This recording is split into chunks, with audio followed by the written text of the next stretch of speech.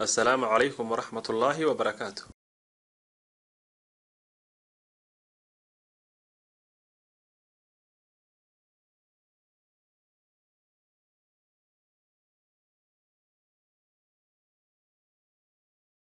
waxaa jira arrimo aynu inta badan samayno oo lagu sheegay inay khatar ku yihiin caafimaadka kelyaha. Isticmaalka badan ee milixda ayaa ah arrin khatar ku ah caafimaadka kelyaha. Dhinaca kalena, kor u kacitaanka dhiigkarka ayaa iyaduna ah arrin halis caafimaad ku ah kelyaha, iyadoo lagula taliyo dadka qaba dhiigkarku inay si joogto ah ula socdaan xaaladooda caafimaad ee dhiigkarka si aanu saameyn ugu yeelan kelyaha.